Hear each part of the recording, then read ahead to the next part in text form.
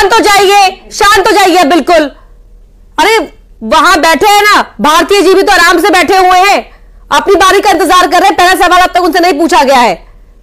यश भारतीय जी, वायनाड छोड़कर राहुल गांधी अब यूपी भी आ सकते हैं, अपनी एक सीट वहां से भी लड़ सकते हैं चुनाव, ये भी बात निकलकर सामने आ रही है अभी सूत्रों के हवाले से। जरा ये बताइए कि जो गठबंधन के बीच समझौता हुआ है, क्या उससे बल मिला है एक बार फिर कांग्रेस को कि राहुल गांधी वापस उत्तर प्रदेश का रुख करने का सोच रहे हैं? पहला सवाल। और एक और सवाल मेरा इस पे यही एड ऑन फैक्टर रहेगा कि इस बार जितनी कम सीटें मिली है कांग्रेस को यूपी में लड़ने के लिए, कहीं ना कहीं एसपी ने एज ले ली है इस गठबंधन में। अपर्णा जी, मुझे लगता है कि सारे पैनलिस्ट मेरी शांति से बात सुनेंगे और आप भी विशेष तौर पर शांति सुनेंगे और जवाब देंगे। आपने शुरुआत करी इंडी गठबंधन से। आज तक कोई कागज दिया गया गठबंधन की तरफ से कि हमारे गठबंधन का नाम इंडी है? ये तो भारतीय जनता पार्टी की भाषा है, इंडी गठबंधन। और आप अगर टीवी, एक सम्मानित टीवी चैनल है और इंडी गठबंधन भारतीय जनता पार्टी की भाषा बोलेगा तो मुझे लगता है अशोभनीय है। तो सबसे पहले इंडिया गठबंधन का नाम इंडिया गठबंधन ले। नहीं, मैंने तो नाम ही नहीं लिया गठबंधन। नहीं, मैंने मेरा निवेदन था, मेरी बात धैर्य से सुने। भारतीय जी, लेकिन मैं करेक्शन कर रही हूं कि मैंने गठबंधन का नाम कहीं भी नहीं लिया। मेरी बात पूरी आ जाने दीजिए। मेरी बात पूरी शुरुआत में लिया आपने, तभी मैं आपत्ति रख रहा हूं। अब मेरी बात पूरी हो जाने दीजिए। आपने मुझे समाजवादी पार्टी का प्रवक्ता बना के बैठाया हुआ है, मैं हूं समाजवादी पार्टी का प्रवक्ता, लेकिन यहां बैठकर के मैं एंकरिंग करने लगूंगा तो ये मैं अपनी पद और गरिमा के साथ में खिलवाड़ करूंगा। वैसे ही राजनीतिक विश्लेषक का काम राजनीति का विश्लेषण करना है, एक पार्टी के गुणगान करना, महिमा मंडित करना काम नहीं है। ये पद के साथ छेड़छाड़ है, ये दर्शकों के साथ छेड़छाड़ है। वो जो सुनना चाहते हैं आपसे राजनीतिक विश्लेषक के रूप में, आप हर पार्टी का विश्लेषण कीजिए, हमारी कमियां आप बताइए, पर क्या दूसरी पार्टी में सब अच्छाइयां दिखती हैं? और महाभारत की, भारतीय जनता पार्टी के साथी महाभारत की बात कर रहे थे, उन्होंने श्लोक भी सुनाया गीता का, बहुत धन्यवाद, गीता का श्लोक उन्हें याद है। लेकिन राजधर्म कौन सा? जो अटल बिहारी वाजपेयी जी ने मोदी शासन में गुजरात में जाके राजधर्म बताया था, वो राजधर्म? जिस राजधर्म को निभाने में मोदी जी नाकाम रहे थे, वो राजधर्म जिसके कारण उनकी विदेशों में थूथू हुई थी। इंडिया टुडे एक मैगजीन है, सम्मानित मैगजीन है, उसने उनको सबसे घृणित व्यक्ति इस देश का छापा था। क्या वो राजधर्म? इस राजधर्म के लिए श्लोक सुना रहे थे। और दूसरी बात यह, देखिए महाभारत नहीं हो रही है, ये लोकतंत्र है, इसको महाभारत ना बनाएं, जनता के बीच में बेहतर विकल्प लेके जाएं। गठबंधन की शुरुआत एनडीए गठबंधन ने भी करी थी, जिसके शरद यादव जी मुख्य कन्वेनर हुआ करते थे, जॉर्ज फर्नांडिस साहब भी थे, नीतीश कुमार जी तो उनके सामने सब गुरु और चेले की अगर मैं परिभाषा दूं तो कम नहीं होगी, बहुत सारे लोग थे। कॉमन मिनिमम प्रोग्राम था, उस कॉमन मिनिमम प्रोग्राम की तरफ से सरकार चली थी और लोगों का काम हुआ था। इंडिया शाइनिंग और बहुत बड़ी बड़ी बातें हुई थी, बड़ा बड़ा योगदान दिया था, जनता ने अस्वीकार किया उसको। जनता है, जनार्दन है, स्वीकार करेगी, अस्वीकार करेगी। हम अपनी बात बेहतर तरीके से नहीं पहुंचा पाएंगे, अस्वीकार कर देगी। आपको जनता के बीच में अपने शासन की नीति बताना है, बताइए ना। भारतीय जनता पार्टी के राष्ट्रीय कार्यालय में राष्ट्रीय अध्यक्ष ने देश की रक्षा सौदे में दलाली ली और देश के सुप्रीम कोर्ट ने सजा दी। बताइए इसको। रक्षा सौदे में देशभक्ति की बात कर रहे थे राजनीतिक विश्लेषक साहब भारतीय जनता पार्टी के साथ ही। यही देशभक्ति है कि देश की रक्षा सौदे में आप दलाली करें और आपका राष्ट्रीय अध्यक्ष राष्ट्रीय कार्यालय में बैठ करके दलाली खाए।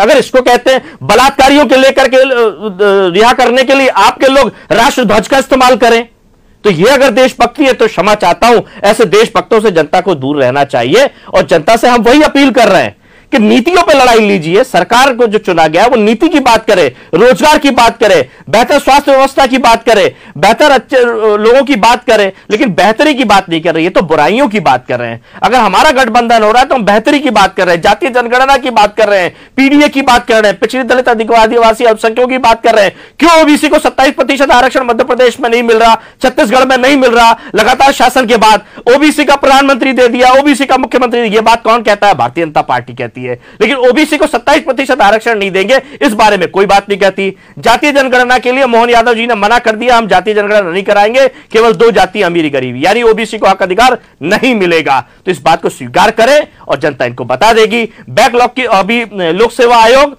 और जो इनका प्रवेश परीक्षा लेने वाली एजेंसी है वो 27% आरक्षण के तहत नौकरियां नहीं दे रही है। बेरोजगार युवा सड़क पर है, लगातार पेपर लीक हो रहा है, बेरोजगार युवा सड़क पर है। हरदा पटाखा फैक्ट्री के लोग सड़क पर है, कर रहे हैं, या तो वो अपनी बात पहुंचा पाने में ज्यादा कामयाब हो रहे हैं। ठीक है, नहीं झूठ से बोल रहे हैं। शॉर्टकट महाभारत का युद्ध बता रही है, महाभारत का युद्ध मामा शकुनी था, मामा शकुनी ने क्या दिया? मामा शकुनी को आपने दूर कर दिया। सुन लीजिए, आप तो पहले यही बता दीजिए आपकी जो इंडिया है उसका फुल फॉर्म क्या है?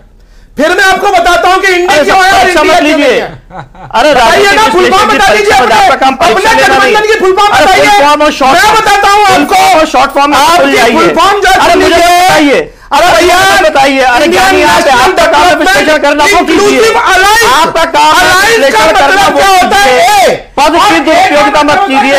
महाभारत में अपर्णा जी, महाभारत में संख्या बल का दुरुपयोग किन्होंने किया था, संख्या बल का दुरुपयोग किन्होंने किया था, वो लोग हैं ये महाभारत के उदाहरण दे रहे हैं, संख्या बल का दुरुपयोग कर रहे हैं।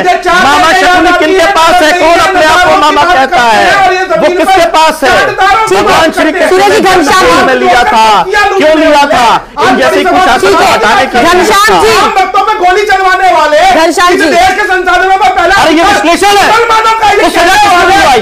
अरे राम भक्तों पे गोली चलवाई, सजा नहीं मिल पाया विश्लेषण जी, अरे विश्लेषण जी सजा नहीं दिलवा पाया भारतीय जनता पार्टी से